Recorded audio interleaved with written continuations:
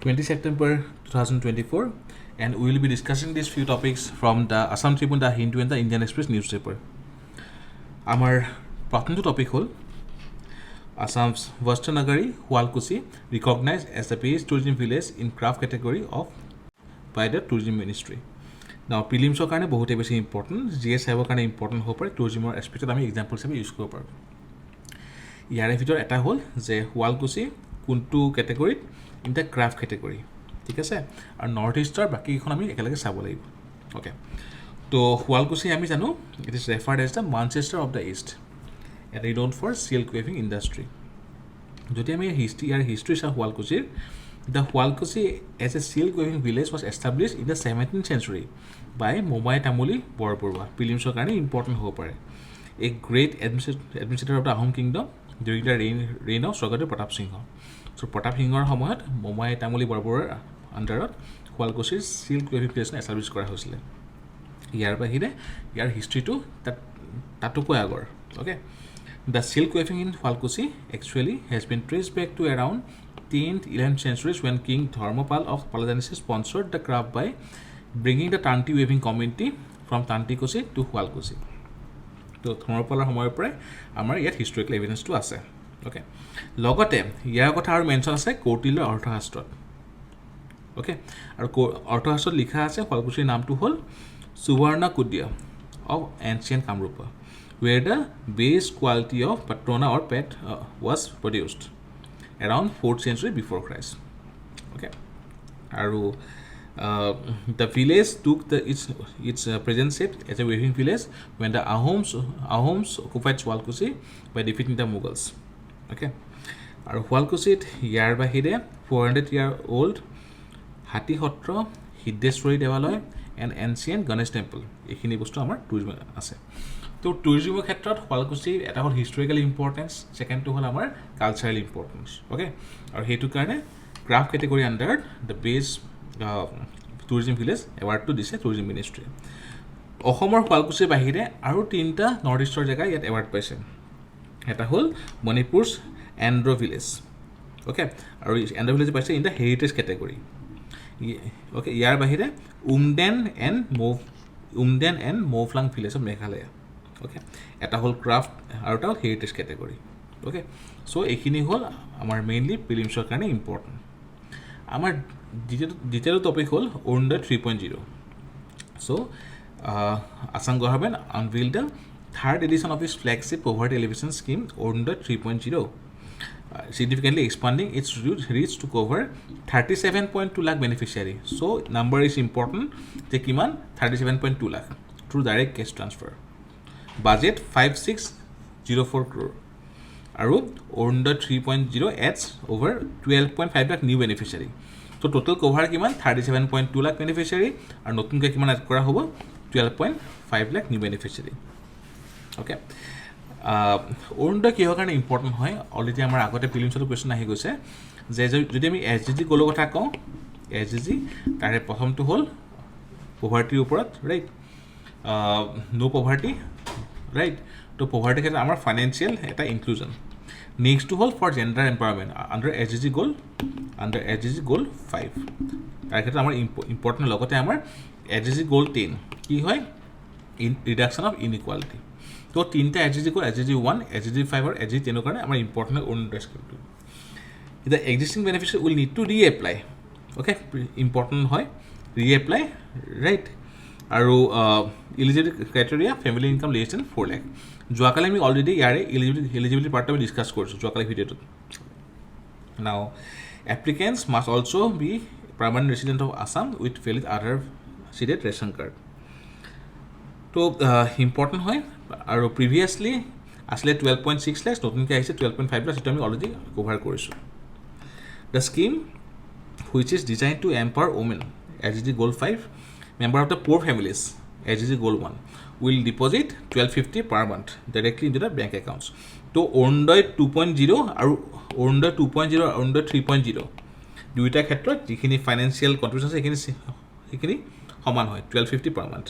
Okay, আৰু লগতে women beneficiaries who will not be considered included family members of the MP, MLA, ex-MP, ex-MLA, doctor, engineer, bank official, lawyer, entrepreneur, owner of motorized four-wheelers, etc.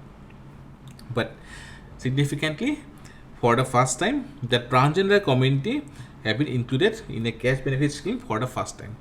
ঠিক আছে, তো এইটো আমাৰ প্ৰিলিমছৰ কাৰণে important হয়। So' let's compare the Orunodoi 2.0 and Orunodoi 3.0। Okay, তো Orunodoi launch কৰা হৈছিলে 2020 empowering families, empowering women and empowering Assam. Okay, তো বাজেট আছিলে 2800 crore, beneficiary household 19.10 lakh। Okay, আৰু ইয়াৰে আণ্ডাৰত ইনিচিয়েলি 1000 rupees আছিলে। Okay, or mainly for self-reliance, self-confidence for the women in the women in Assam. Okay, monthly asle 830 assistance, later hito increase kora hoisile, thik ase। So yate asle difference first hol 830 rupees, next to hol next launch kora hol under 2.0 2022 that notun ke only inclusion criteria। So these were the elements of the inclusion criteria। kiman ke disle 1250 rupees per month। Okay, আৰু automatic inclusion আছিলে Orunodoi 2.0 for Deendayal Divyang pension আৰু Indira Gandhi universal widow pension scheme.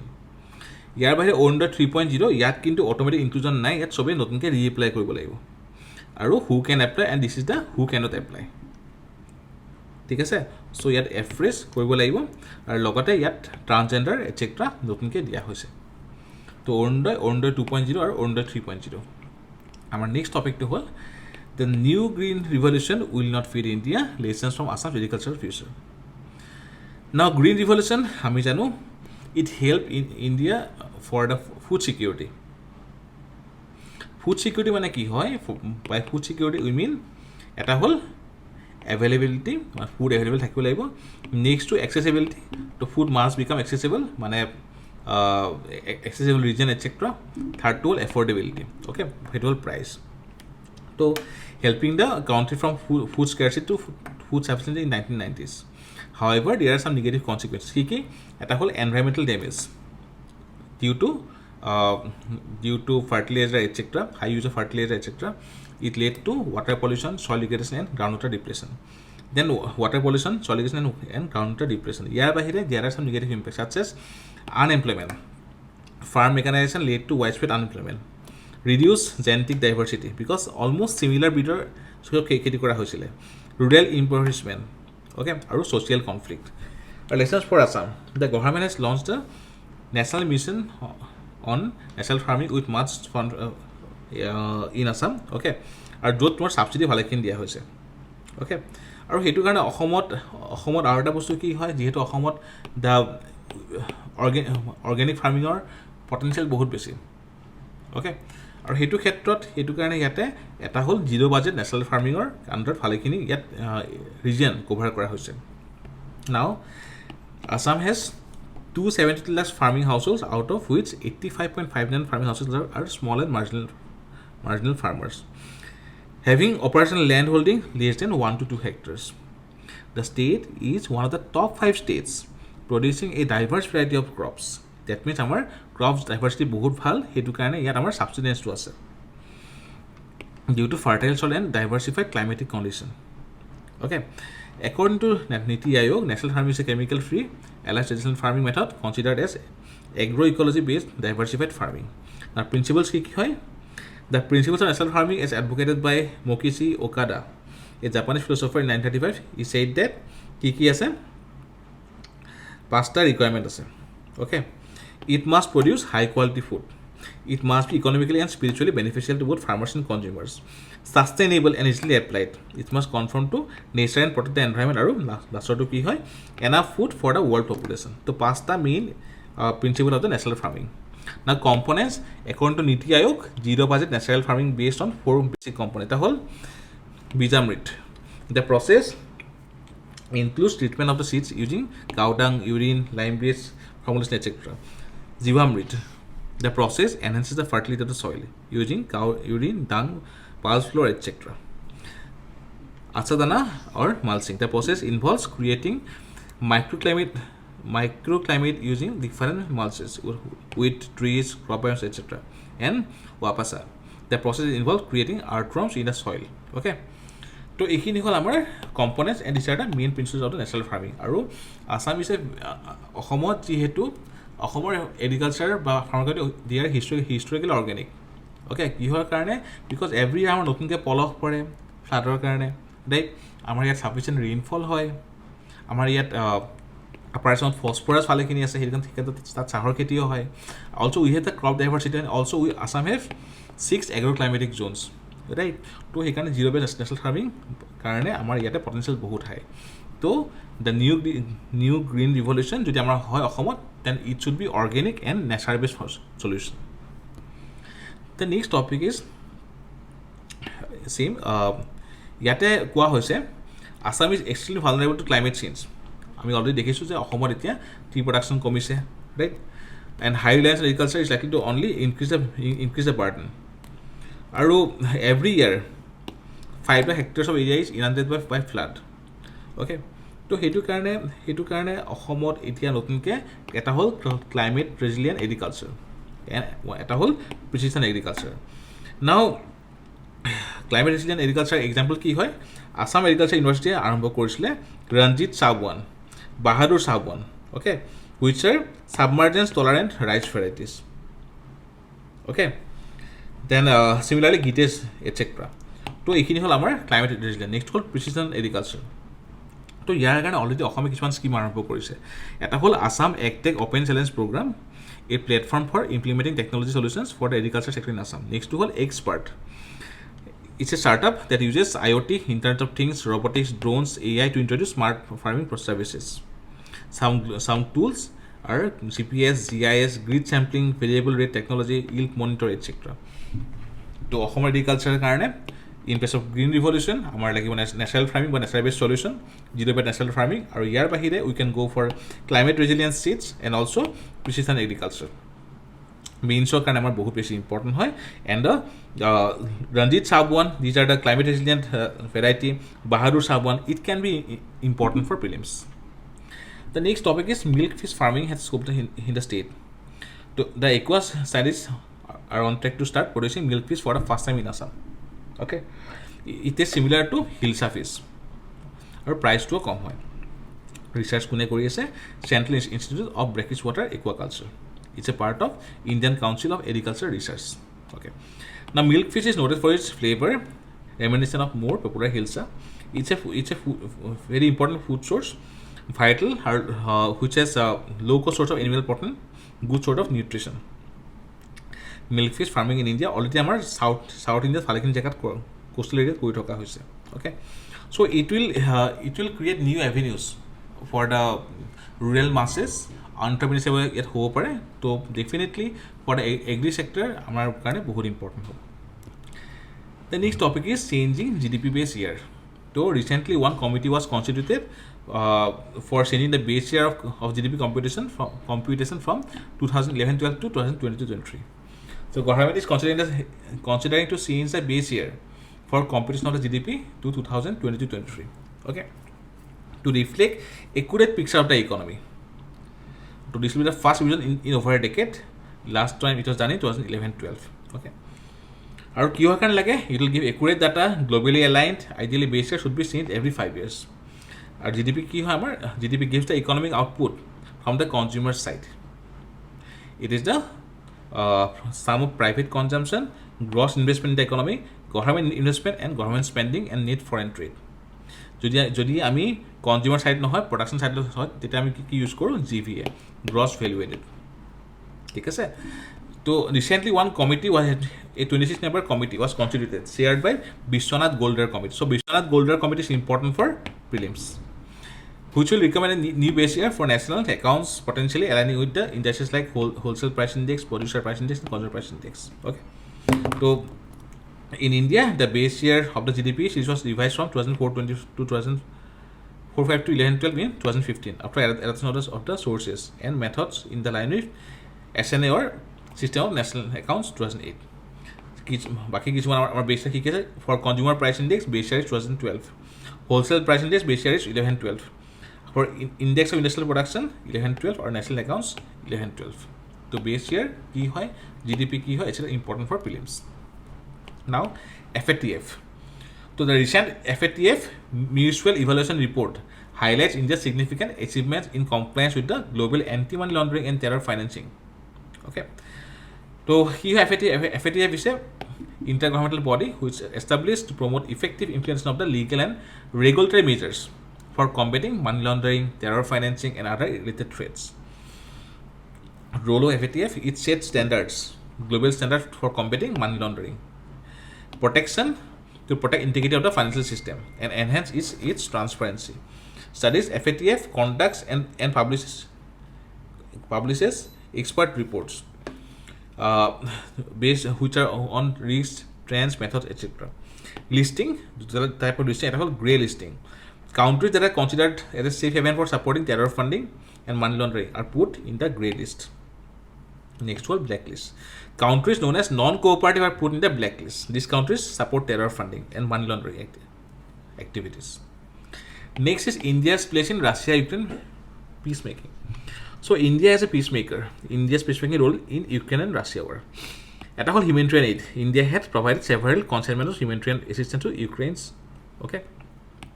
Diplomatic Balancing Act. Our whole India has explicitly condemned the Russian invasion or mediator. So Yare Andorat, the External Affairs Minister S. Jaishankar recently outlined India's 4-point principle aimed at ending the conflict. Kiki hoy? The 4 principles should be that this should be a time of peace. Number 2, there would be no solutions to war on a battlefield.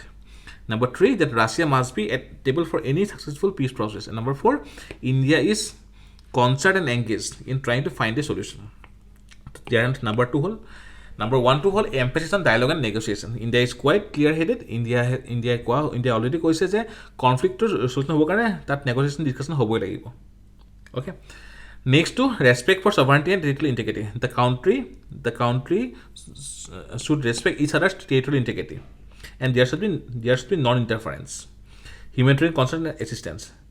So significant human suffering was for the war, to which should be addressed. Inclusive and comprehensive peace process. The last one is that the both countries should be included in the peace process. Russia eri eta peace process hobo nware jehetu both countries are involved. So these are the 4-point formula given by our External Affairs Minister S. Jaishankar. So India's recent role means so kind of important hope GS2. The next topic is White Revolution 2.0 to empower women.